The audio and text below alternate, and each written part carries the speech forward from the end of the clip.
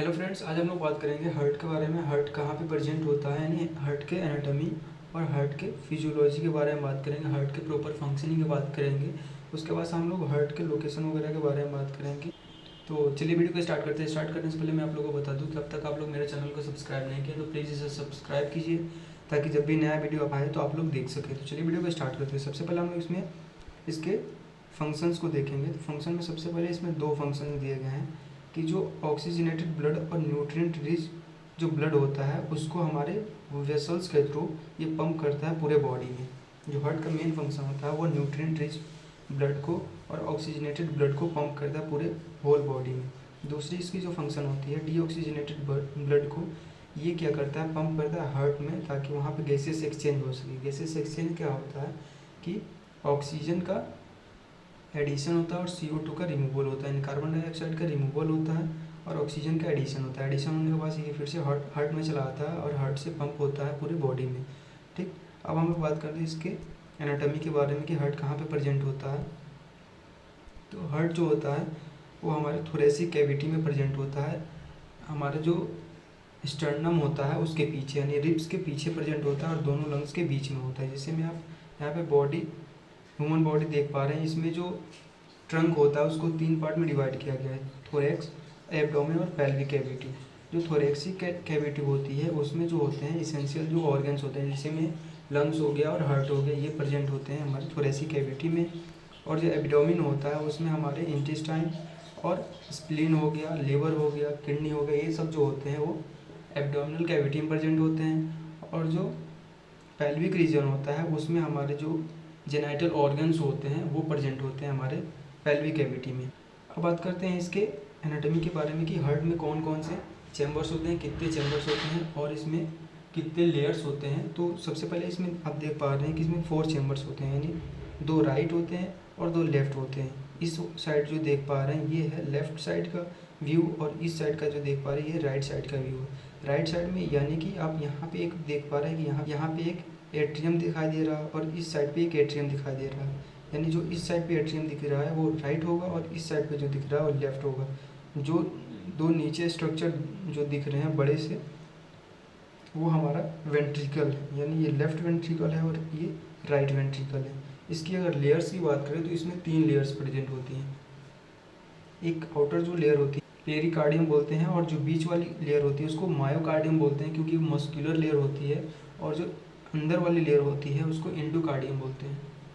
ठीक, जैसे में आप देख पा रहे हैं यहाँ पे आप देख पा रहे हैं 4 कलर्स में यहाँ पे दिखाया गया है। 4 कलर्स में यहाँ पे दिखाया गया है एट्रियम और वेंट्रिकल्स को।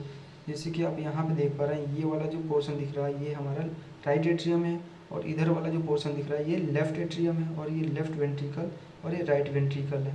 ठीक, उसके बाद हम लोग बात करेंगे आगे एट्रिया और वेंट्रिकल और सेप्टा का क्या फंक्शन होता है। जो एट्रिया होता है वो हमारे जो हार्ट होते हैं उसमें 2 एट्रिया होते हैं।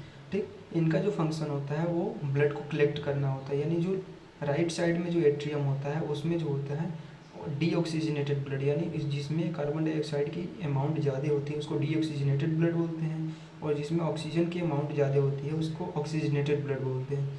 तो जो डीऑक्सीजनेटेड ब्लड कलेक्ट होता है वो राइट साइड के हार्ट में होता है, यानी राइट एट्रियम में होता है, और जो ऑक्सीजनेटेड ब्लड कलेक्ट होता है वो लेफ्ट एट्रियम में होता है। उसके बाद से आते हैं वेंट्रिकल्स। तो वेंट्रिकल्स भी जो होते हैं वो 2 हमारे हार्ट में होते हैं, एक लेफ्ट साइड होता है और एक राइट साइड होता है। जो राइट साइड का वेंट्रिकल होता है वो क्या करता है कि डीऑक्सीजनेटेड ब्लड को पंप करता है लंग्स में प्यूरिफिकेशन के लिए, वहाँ पे गैसेस एक्सचेंज के लिए। जब गैसेस एक्सचेंज हो जाता है तो डीऑक्सीजनेटेड ब्लड लेफ्ट साइड के एट्रियम में आता है और लेफ्ट साइड के एट्रियम से वेंट्रिकल में आता है और उसके थ्रू पूरे बॉडी में आयोटिक जो आर्टरी होती है उसके थ्रू पूरे बॉडी में सर्कुलेट होता है ऑक्सीजनेटेड ब्लड। और जो ये सेप्टम होता है वो क्या करता है, हार्ट को 2 पार्ट में डिवाइड करता है, लेफ्ट और राइट में। जैसे में आप यहाँ पे मोटा स्ट्रक्चर जो देख पा रहे हैं ये है सेप्टा और सेप्टम भी बोलते हैं इसको, जो कि हार्ट को 2 पार्ट में डिवाइड कर दिया है, लेफ्ट और राइट में। ठीक, अब बात करते हैं इसमें वेल्व्स के बारे में कि हार्ट में वेल्व्स की क्या इंपॉर्टेंस होती है और क्यों हमारे हार्ट में वेल्व्स प्रेजेंट होती है और कितने वेल्व्स हमारे हार्ट में प्रेजेंट होती है। तो इसका जो इम्पोर्टेंस होता है वो आउटफ्लो को प्रिवेंट करना होता है।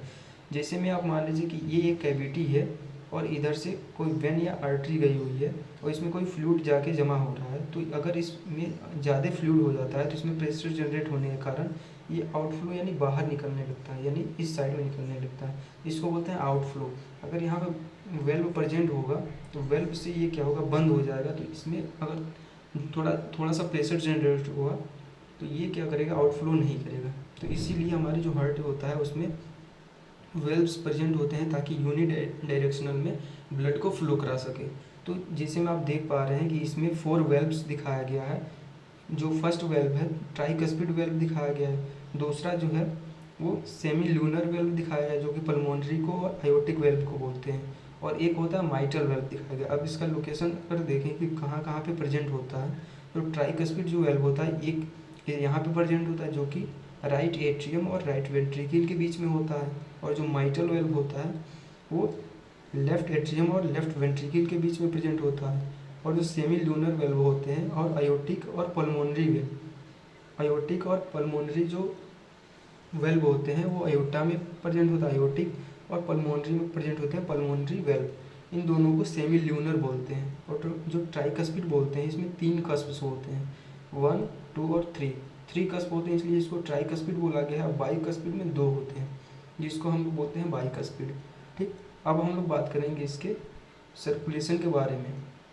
ब्लड सर्कुलेशन की अगर बात करें तो सबसे पहले क्या होता है कि जो डीऑक्सीजनेटेड ब्लड होता है, यानी बॉडी में जिसमें कार्बन डाइऑक्साइड की अमाउंट ज़्यादा होती है, वो ब्लड क्या होता है, अपर पार्ट और लोअर बॉडी के पार्ट से सुपीरियर वेना केवा और इन्फीरियर वेना केवा के थ्रू हार्ट में आता है। यानी ये जो जो पोर्शन आपको दिख रहा है, ये जो ब्लू कलर में दिखाया गया है, इसको हम लोग बोलते हैं सुपीरियर वेना केवा, और नीचे वाला जो पोर्शन दिख रहा है इसको बोलते हैं इन्फीरियर वेना केवा।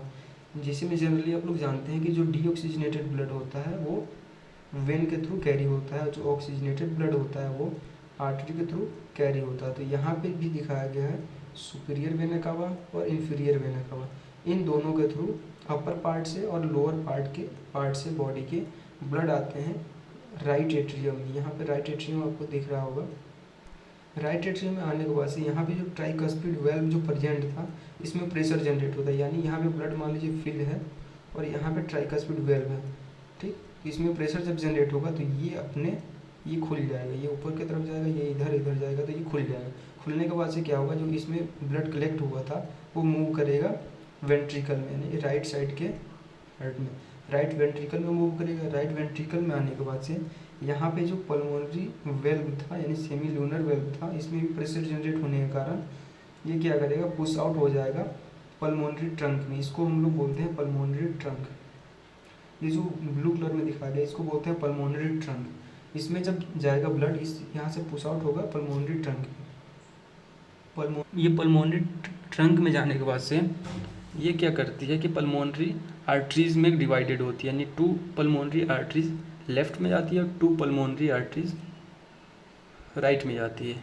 यहाँ पे अगर हम लंग्स बनाएं तो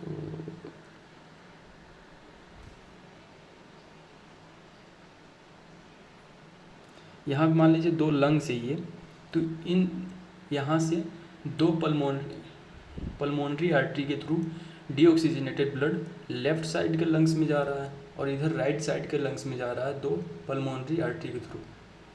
ये डीऑक्सीजनेटेड ब्लड लंग्स में जाके यहाँ पे गैसियस एक्सचेंज होता है, यानी O2 का एडिशन होता है और CO2 का रिमूवल होता है। लंग्स में जाके प्यूरीफाई जब हो जाता है, यानी डीऑक्सीजनेटेड ब्लड ऑक्सीजनेटेड ब्लड में कन्वर्ट हो जाता है, तो वहाँ पे 2 वेन जो होती हैं ओपन होती हैं, लेफ्ट और राइट, दोनों साइड में 2 वेन निकलती हैं जिसको पल्मोनरी वेन्स बोलते हैं, जो क्या करती हैं ऑक्सीजनेटेड ब्लड को लेफ्ट लंग से कैरी करके यहाँ पे लेफ्ट एट्रियम में लाती हैं, और इस राइट साइड के लंग्स से भी 2 जो पल्मोनरी वेन थी वो लेफ्ट एट्रियम में ब्लड को कलेक्ट करती हैं। ब्लड को कलेक्ट करने के बाद से यहाँ पे जैसे कि प्रेजेंट था माइटल वेल्व में इसमें 2 कस्प प्रेजेंट थे, इसलिए इसको डाइकस्पिड और माइटल वेल्व बोलते हैं। ये क्या होता है, ओपन हो जाता है प्रेशर के कारण। ओपन होने के बाद से ये आता है लेफ्ट वेंट्रिकल में ब्लड मूव करता है। लेफ्ट वेंट्रिकल से ये क्या होता है, एओर्टिक वेल्व के ओपन होने से ये पूरे बॉडी में सर्कुलेट हो जाता है ऑक्सीजनेटेड ब्लड। ये हो गया हमारा ब्लड सर्कुलेशन। अब हम लोग बात करेंगे इसमें सिस्टमिक और पल्मोनरी सर्कुलेशन के बारे में।